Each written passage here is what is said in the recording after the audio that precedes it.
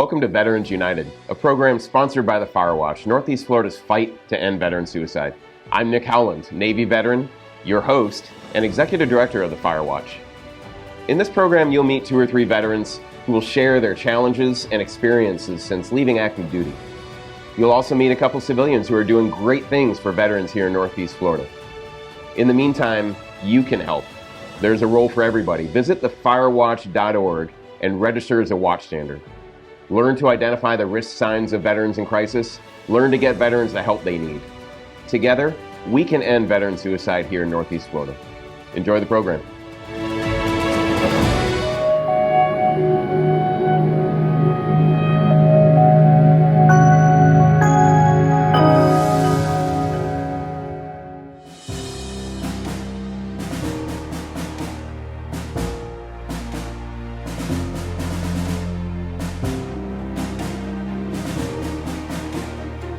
Thank you for joining us on another episode of 5 Minute Salute, a program that highlights and salutes the great work that veterans are doing here in Northeast Florida.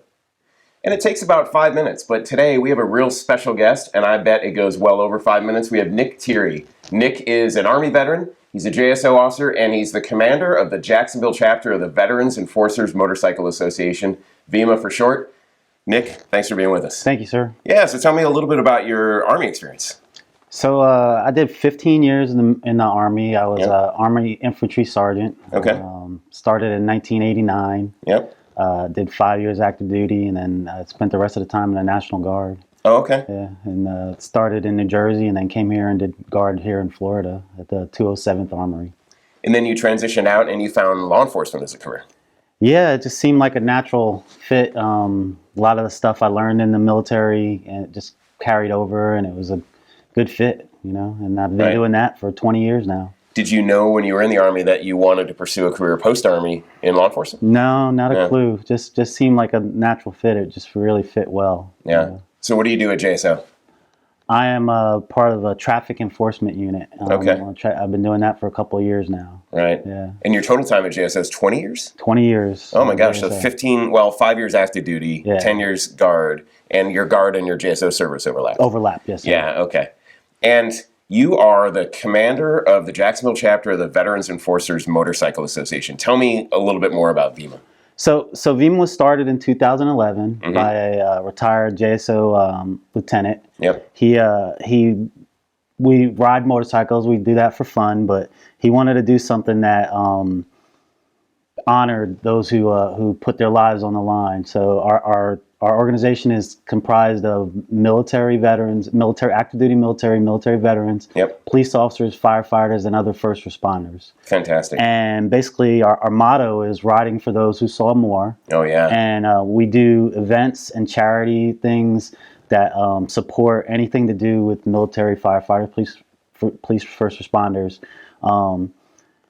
anything that supports them in honoring again those who have sacrificed their lives or their freedoms for the country. That's amazing, and that's why we're saluting you today on 5 Minute Salute. Okay. And indeed, so everybody knows, Nick and VEMA will be supporting the Firewatch, Northeast Florida's fight to end veteran suicide, in their Iron Butt Race, 1,100 miles to New Orleans and back. Is that right? So yeah. So same day?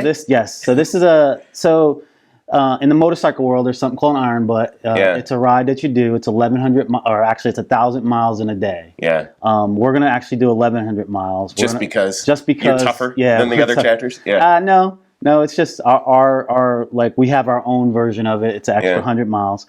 And we're doing it to help.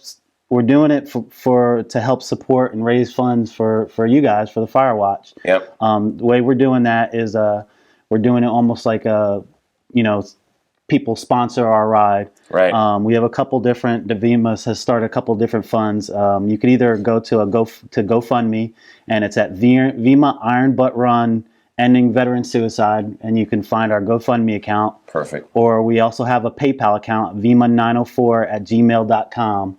And both those ways. And then if you go to Veteran Enforcers Motorcycle Association, to our Facebook account, you'd find our flyer on there. And on the flyer, we have a QRC code that you can scan to Awesome. also to fund us. we'll take any amount. One thing we're suggesting is, one of the things they say is 22 veterans That's right. Commit suicide a day. So we've suggested to donate 22, but I don't care if you donate $1 or as much as you want. That would be awesome. What a fantastic thing you're doing for veterans. One last thing is tonight we're actually going to be at a local bar that's having a bike night.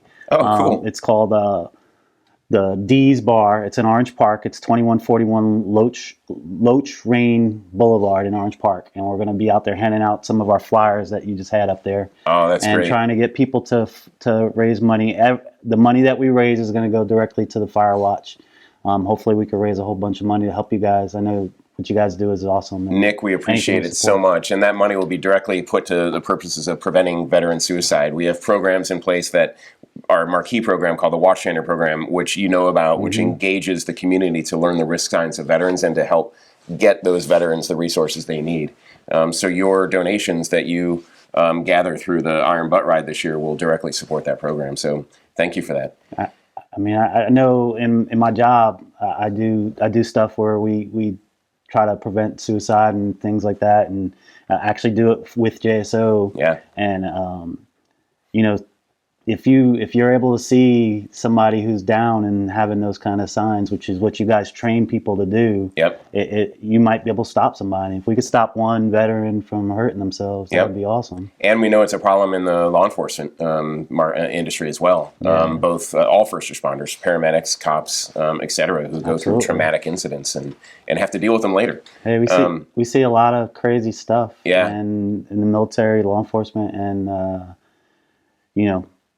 family and friends are the ones that could stop people from doing things. Totally. If one person sometimes could just identify the signs and reach out and ask that person if they need help, it could make all the difference. Yeah, I know. I went through the Watchstander program. And, thank you for that. And it only took short time, and teaches you signs to be able to see and notice when people are in distress. You got it. Now, Nick, I have another question. I don't ride myself, but you do. What are you going to ride in the Iron Butt for that 1,100 miles? So I have a Harley Ultra Classic. It's a fully dressed bike with the bags and everything. It's pretty comfortable. It's a little older, but it's bought and paid for, so that's always a good thing.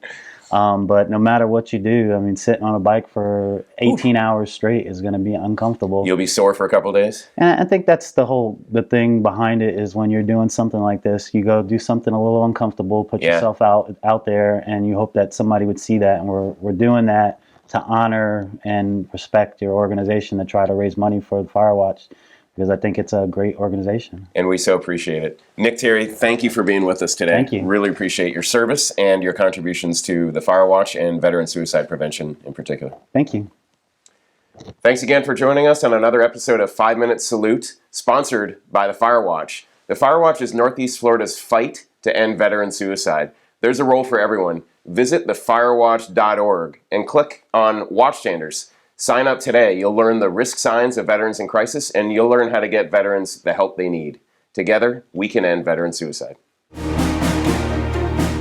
Hello, I'm John Rutherford from the United States House of Representatives, and I am a watchstander.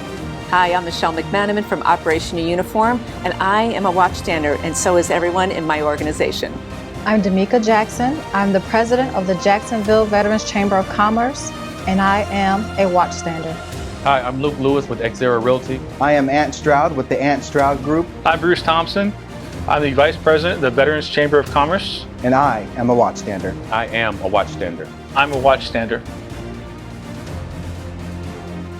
Each year, over 6,000 U.S. military veterans take their own lives, including one per week in Northeast Florida. The Firewatch is our community's fight to end veteran suicide.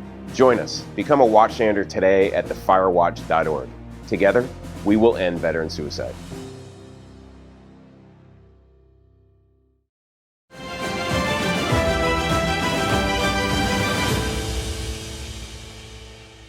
Hey family, welcome back to Buzzworthy Veterans. I'm your host, Ant Stroud. Today I have the honor of sitting next to Robert Nunley with Crimson Resolve. Robert, thank you so much for being here today. It's an honor to be here, sir. Thank you. So, before we jump into Crimson Resolve, because the name alone sounds so legit, I want to know more about it. Tell me a little bit about your military career. I enlisted United States Marine Corps, 2001. Dumb grunt, right, with 311. Hey, I'm an 8404. So I'm a corpsman. I'm an 8404 corpsman. I served with tons of cranny and grunts. I went to 3rd Light Armor Reconnaissance Battalion, Apache Company. We were there for the invasion in 2003. We served during that. Then we went back in 2004 for another deployment. And decided in 2005 it was time to get out.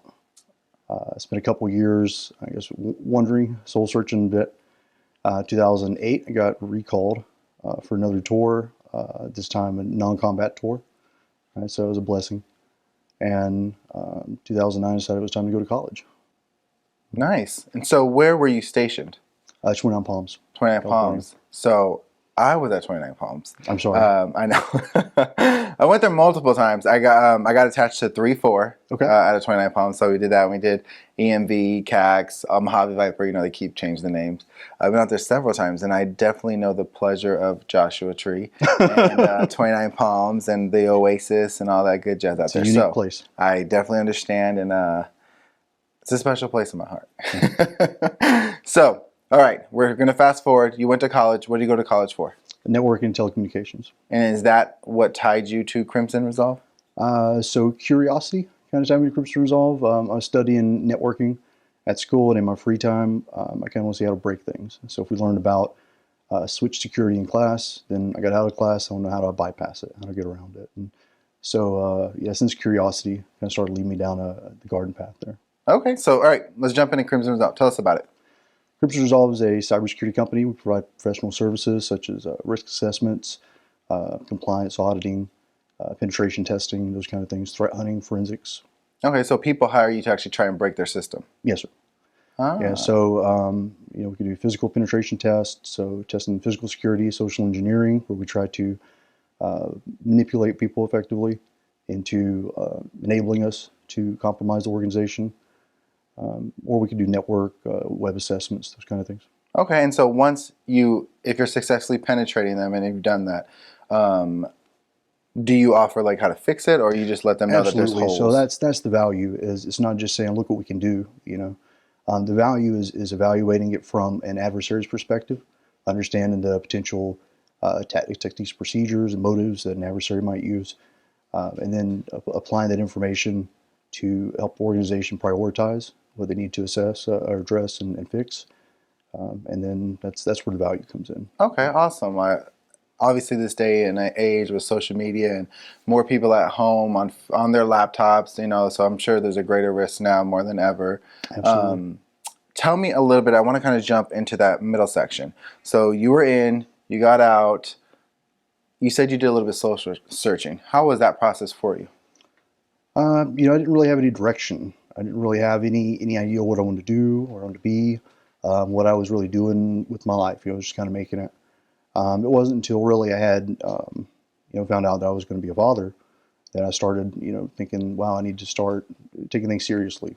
Mm-hmm. And that was when I started, decided to go to college. Awesome. With you floating out there and there being, you know, a lot of paths, sometimes it gets confusing. Was there any service that kind of helped you navigate that? Yes, sir. So I found the Wounded Warrior Project. I reached out to them, and you know, there's people contacting me, making sure that, you know, hey, are you making your appointments? Are you doing your VA appointments and whatnot? How are you doing? Do you need work? How are things? And just, you know, that level of care, that was pretty great.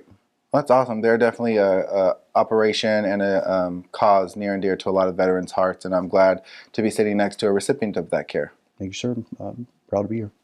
If anybody wanted to reach out to you regarding Crimson Resolve, how can they do that? I think go to our website, www.crimsonresolve.com. Awesome. Well, thank you so much for being here, and welcome to the family. Thank you, sir.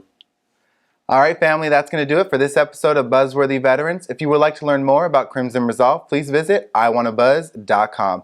That's going to do it. I'm your host, Ant Stroud. And remember, always vets, always family. I'll see you next time.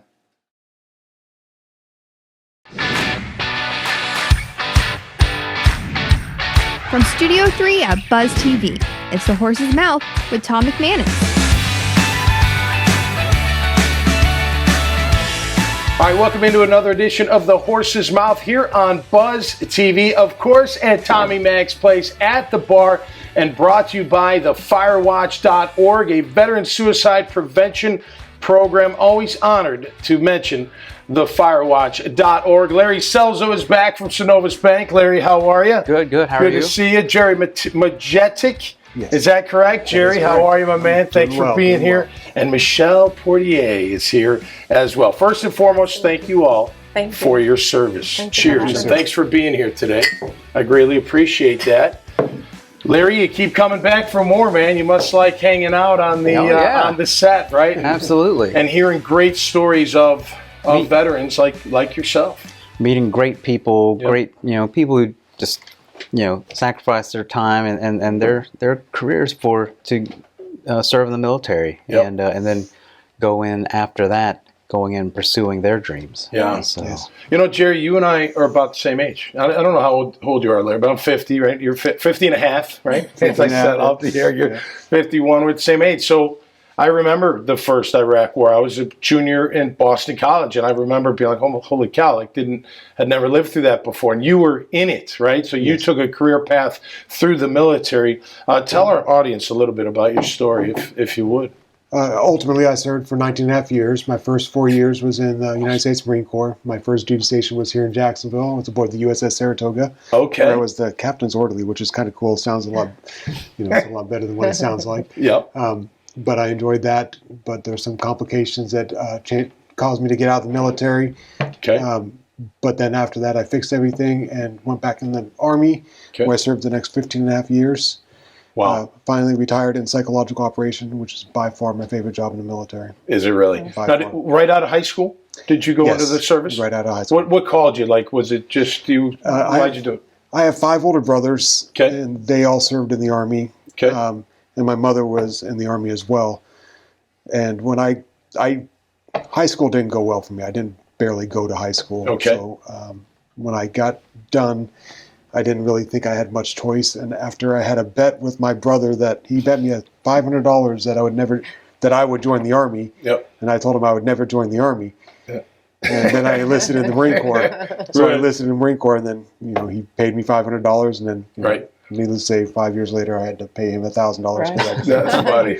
You told me off the air that you'd have done it for a lot longer too, right? I absolutely would. If I wanted to do 30. Yeah. I wanted to do 30. Yes. Well, you've been through a lot, we know, obviously, and it's really been a pleasure getting to know you on and off the air. Michelle Portier next to you, 13-year veteran of the United States Navy. Yes. Crypto, what'd you say? Cryptologist. Okay, so meathead football. Give me the definition. In layman's terms, I tell people all the time, I help the military keep their secrets a secret. I was a code breaker. A code breaker? Yes, wow. How'd you get into that kind of stuff? Well, both my parents were Navy, and they told me if I was going to go, then that was the field that I needed to go into. Okay. So I had to have the score to do it, but I did it. You did it. Wow. What do you have to be good at? Like subjects in school to be a cryptologist? Like I don't math? think it was anything that I had to be good in school. I just had to have a good ear and be able to decipher. Yeah, so analytical. Okay. Yeah. So maybe statistics, something like that.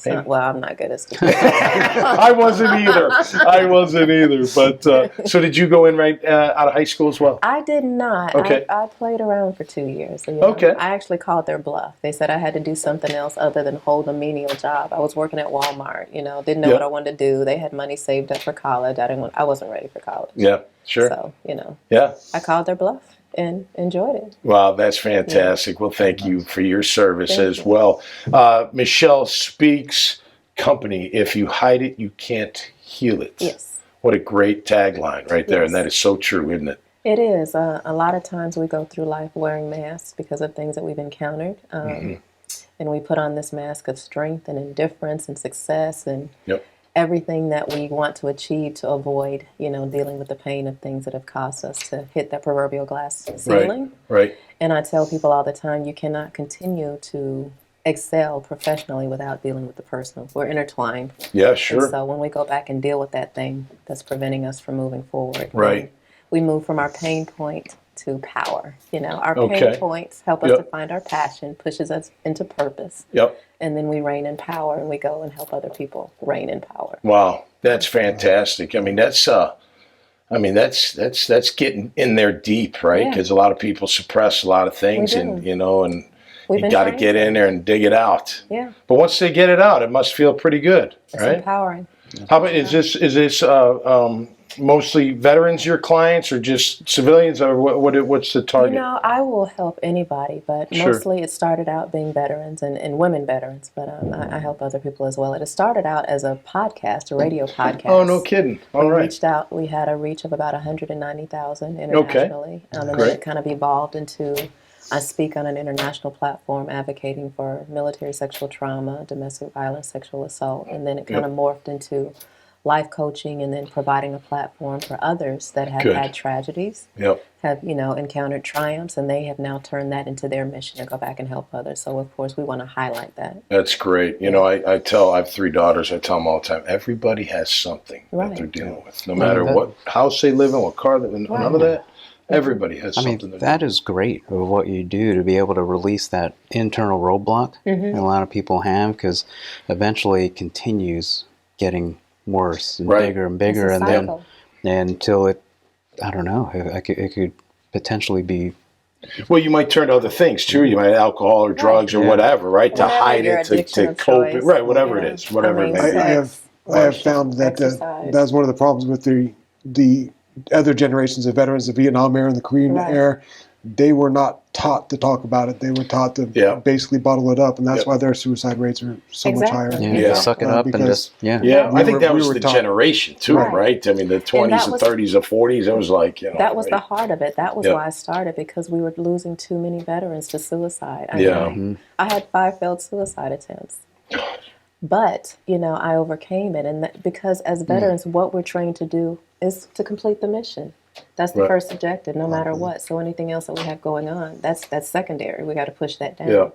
But if you hide it, you can't heal it. So we got to go back and deal with that stuff so that we can continue to soar and serve. No doubt, serving's fantastic. Jerry, how about you? You've obviously been through a lot. How do you get through it, man? How do you get up every day and go find that purpose that we're talking about? I get up every day. I have my faith. I have my faith, and I figure every day I open my eyes, my heart's still beating. I'm here for a reason. So I've always tried to feel that my goal in life is to help others that are struggling in the same type of situations. It started again with veterans, but now I'll help anybody. If they're knocked down, I'll help them up. You know, the biggest thing is, you know, if they can't walk, help them crawl. If they can't crawl, you know, the biggest thing for me is don't give them a handout, give them a hand up. That's right. Love it. That's right. No that's doubt. what we do. You know, we've heard a lot, and with you being on the show, that the resources are out there, but the percentage of veterans that take advantage of those resources aren't as high as we need them to be, right? And maybe that's part of they don't know, or they're too proud, or whatever the case may be. Intimidated. It's multiple levels, though. Is that there's a lot of organizations out there. If you have a need, there's probably somebody out there that's going to help them. But the biggest problem I see, especially with the work I do on the side, is they're in competition with each other. We see that quite often. Where that's how we were trained. Right. That's right. That's right. And then there's sensory overload. You know, you come from a structured environment in the military. And then you're trying to reintegrate back into the community on top of dealing with, you know, the traumas of war and the challenges of war. And then where do I go? What do I do? Okay, go here and do this. Go here and do that. Which one is going to meet the need that I need met? You know, my dad was a B-24 bomber pilot, World War II, and a prisoner of war for 11 months, was shot down. And he never really talked about it to me. And I know he talked about it with my mother, you know, when nobody was around. But they didn't. They didn't talk about it, and you got to talk about it, right? You know, whether you're digging deep with someone else, or with God, or your faith, or you just yourself, you've got to do that. And we've all been doing it, right? Right. You've been doing it. Tell us about Drexel Hamilton, Jerry, and your role with them. Drexel Hamilton is a service-disabled veteran-owned and operated institutional broker-dealer. We were founded by a Vietnam veteran. He was severely injured in Vietnam and forced out of the military, out of the Marine Corps, due to his injuries.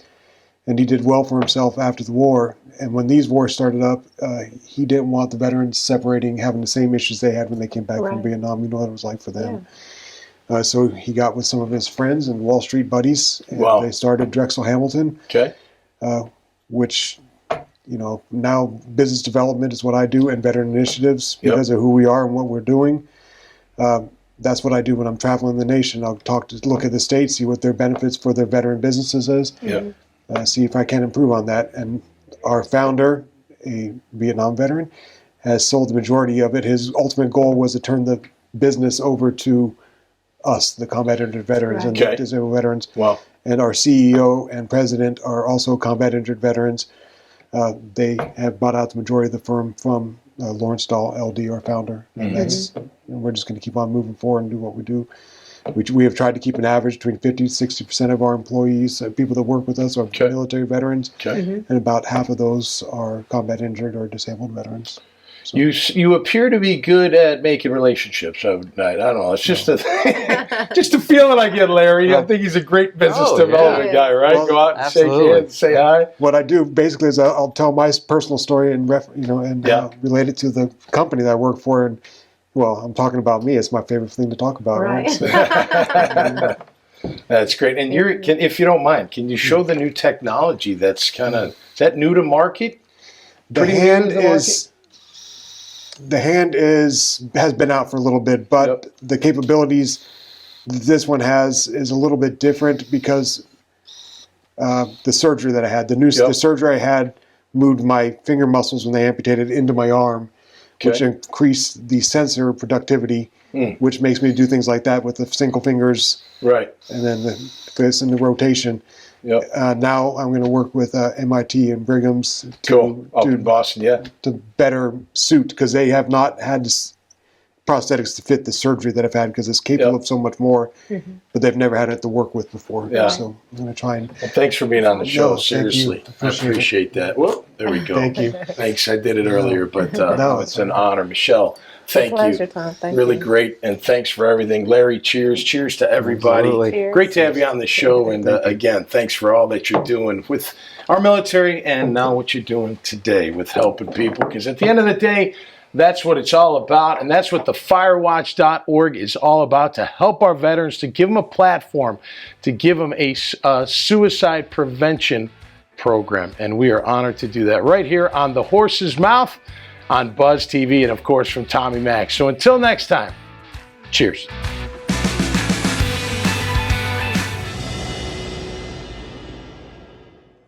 Thanks again for joining us on another episode of Veterans United. The Firewatch is Northeast Florida's fight to end veteran suicide. There's a role for everybody. Join us as a watchstander. Visit thefirewatch.org and learn to identify the risk signs of veterans in crisis, how to ask veterans if they need help, and how to get veterans the help they need. Together, we will end veteran suicide. The Firewatch, Northeast Florida's fight to end veteran suicide. Today is military... Okay, it was going so well.